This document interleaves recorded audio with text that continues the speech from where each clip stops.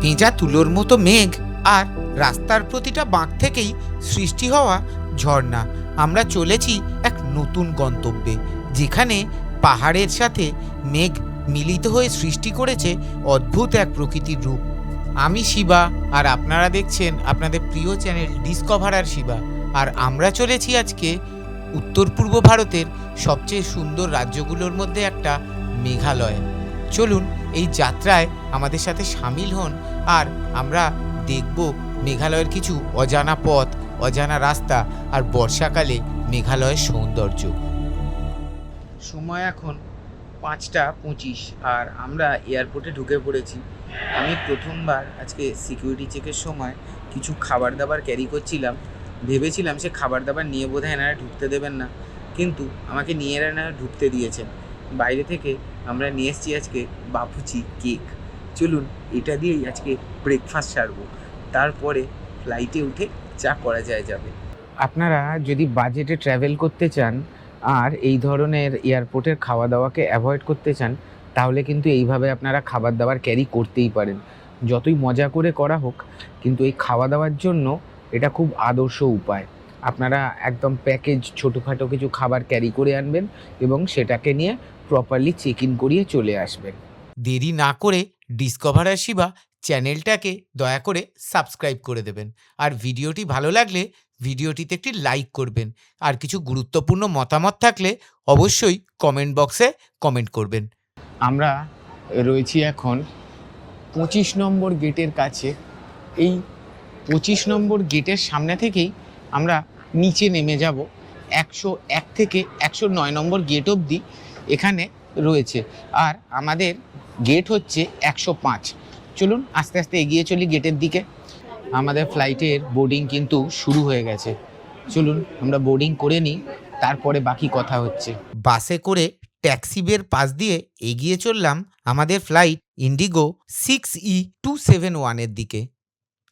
আমরা ফ্লাইটে এসে বসে পড়েছি আমার সিটে, আর আমাদের সিট নাম্বার হচ্ছে 12F, আর এটা হলো এমার্জেন্সি এক্সিট উইন্ডো। আমরা এই উইন্ডো সিটটা পেয়েছি নো কস্টে, অর্থাৎ আমাদের এই সিটের জন্য কোনো রকম এক্সট্রা টাকা পয়সা দিতে হয়নি, কিন্তু আমরা পেয়ে গেছি একদম উইন্ডো সিট।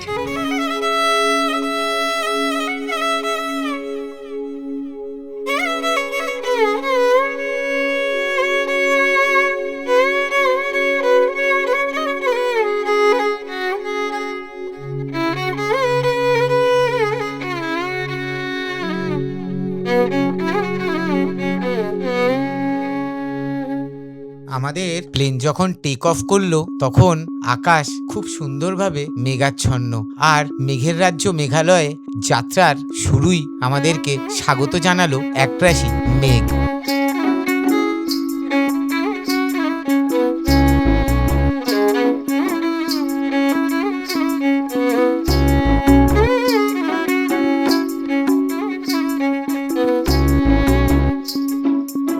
আর যখন ভৌগোলিক দৃশ্যের পট পরিবর্তন হলো, তখন আমরা রয়েছি আসামের গুয়াহাটিতে।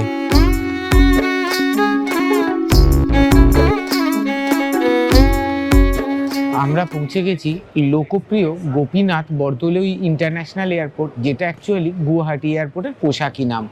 চলুন এয়ারপোর্টের দুখানা বেল্ট, এখান থেকে আমরা জিনিসপত্র পেয়ে গেছি এবং আস্তে আস্তে আমরা বেরিয়ে যাব বাইরের দিকে।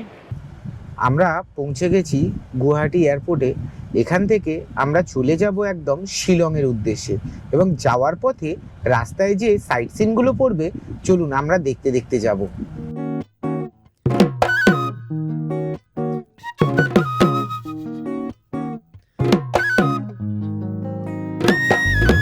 আমরা রয়েছি এখন NH37-এ। এই রাস্তাটা অসাধারণ সুন্দর, তবে এই রাস্তার যাত্রার সবচেয়ে মজাটা হচ্ছে আপনারা যেমন নর্থ বেঙ্গল গেলে খুব অসাধারণ ভিউ পান শিলিগুড়ি থেকেই, তেমন আমরা রাস্তা দিয়ে যেতে যেতেই অসাধারণ ভিউ পাচ্ছি।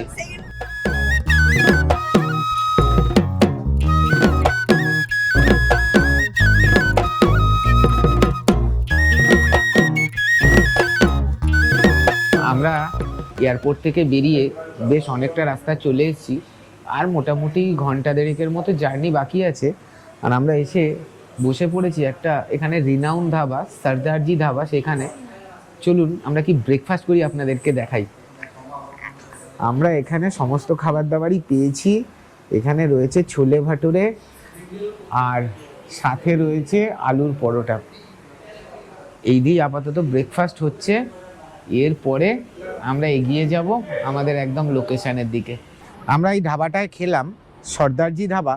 এনাদের খাবার বেশ ভালো লাগলো আমাদের, এবং আমি রেকমেন্ড করব আপনারা যদি আসেন এখানে খাবার খেয়ে দেখতে পারেন।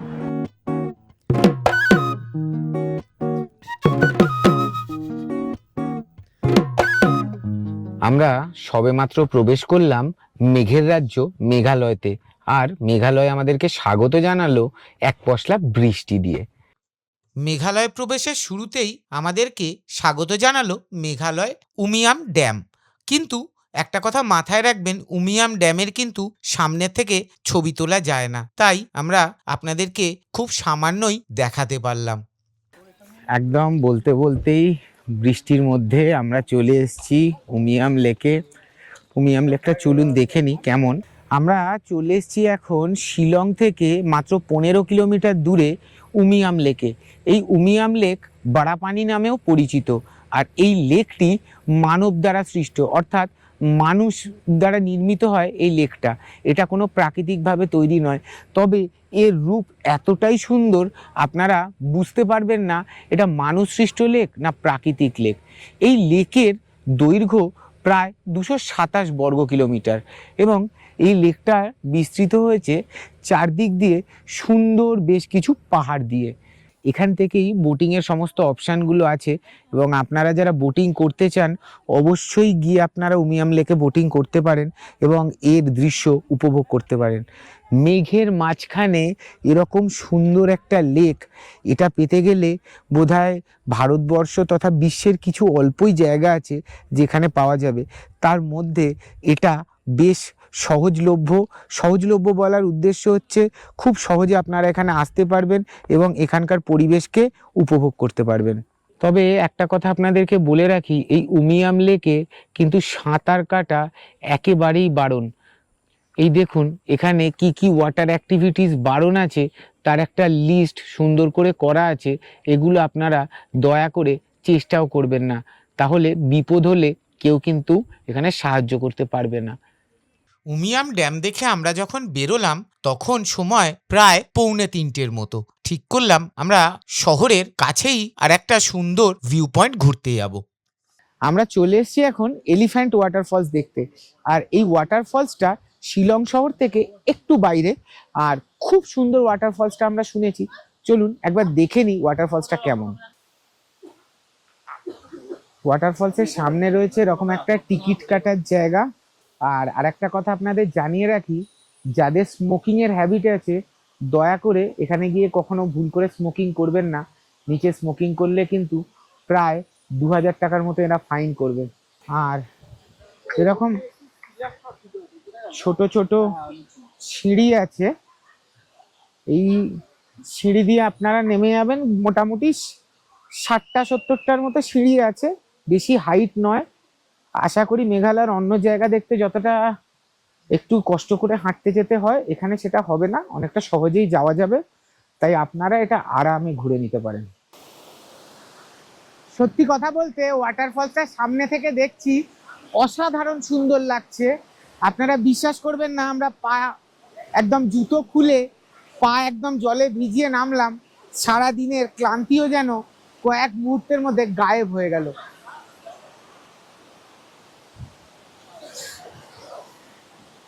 এইখানে কিন্তু পরিষ্কার লেখা আছে, ওয়ার্নিং দেয়া আছে, এখানে কিন্তু স্নান করা এবং সাঁতার কাটা সম্পূর্ণভাবে বারণ।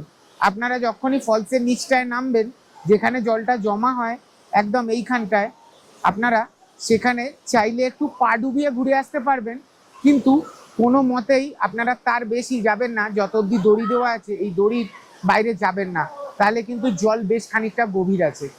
এলিফ্যান্ট ওয়াটারফলস দেখে আমরা এগিয়ে চললাম শিলং শহরের পুলিশ বাজারের উদ্দেশ্যে। পুলিশ বাজারকে আপনারা শিলং শহরের ধর্মতলাও বলতে পারেন। আমরা চলে এসেছি এখন শিলং শহরে, কিন্তু দুর্ভাগ্যবশত এই শিলং শহরে ঢুকে আমাদের একটাই খারাপ অভিজ্ঞতা হলো, সেটা হচ্ছে শিলংয়েও কলকাতার মতো বেশ ট্রাফিক আছে।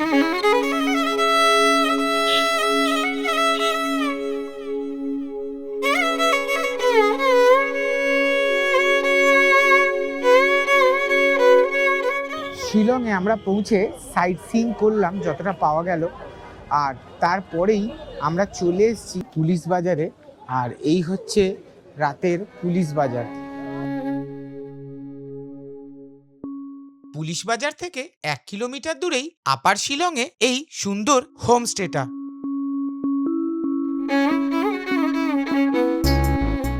এই হচ্ছে আমাদের ঘরের বেডরুম, তার সাথে রয়েছে একটা পাশে টেবিল, এদিকে রয়েছে একটা চার্জিং পোর্ট, এখানে সাজানো গোছানো, এখানে রয়েছে টিভি, এখানে রয়েছে একটা রান্নাঘর। আমরা এক্সট্রা কট নিয়েছিলাম বলে এই রান্নাঘরটা আমরা ব্যবহার করেছি আমাদের স্টোর রুম হিসাবে। আর এটা একটা এক্সট্রা কট, এর সাথে রয়েছে। ঘরটা বেশ সুন্দর সাজানো গোছানো। ঘরের মধ্যে যে কিচেন রয়েছে তার মধ্যে সব ব্যবস্থাই আছে, অ্যাকোয়াগার্ড থেকে সকালে চা জল খাবার সমস্তরই ব্যবস্থা রয়েছে। আর এর সাথে রয়েছে একটা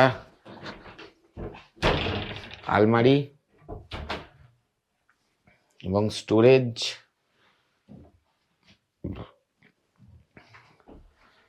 এখানে রয়েছে একটা পাখা আর একটা আয়না। আর এইখানে রয়েছে একটা টয়লেটটাও বেশ ভালো, মডার্ন, সমস্ত ব্যবস্থা আছে, গরম জল ঠান্ডা জল সমস্ত রকমের ব্যবস্থা এখানে রয়েছে। এবং ঘরের অবস্থা আমরাই খারাপ করেছি কিছুটা, জানেন থাকতে গেলে যেটুকুনি হয়, কিন্তু ঘরটা অসাধারণ সুন্দর, ভালো এবং খুবই সস্তায় পেয়েছি আমরা। আপনাদের যদি এটা বুকিং করতে হয় আপনারা booking.com থেকেও বুকিং করতে পারেন, অথবা কমেন্ট করতে পারেন, আমি এদের নাম ডিটেলস দিয়ে দেবো, তাতে গিয়ে আপনারা বুকিংয়ের জন্য ইন্টারনেটে এদের ডিটেলস পেয়ে যাবেন। আগামী পর্বে রয়েছে মেঘালয়ের বেশ কিছু রোমাঞ্চকর জায়গা, আর তার সাথে সেই সুন্দর জায়গার অসাধারণ অভিজ্ঞতা। তাই ডিসকভার আসি বা ইউটিউব চ্যানেলকে সাবস্ক্রাইব করতে একদম ভুলবেন না, আর সাথে বেল আইকনটা প্রেস করে দিন যাতে পরবর্তী ভিডিওগুলি সহজেই আপনাদের ফিডে চলে আসে। সবাই ভালো থাকবেন, সুস্থ থাকবেন। দেখা হচ্ছে পরবর্তী ভিডিওতে। ধন্যবাদ।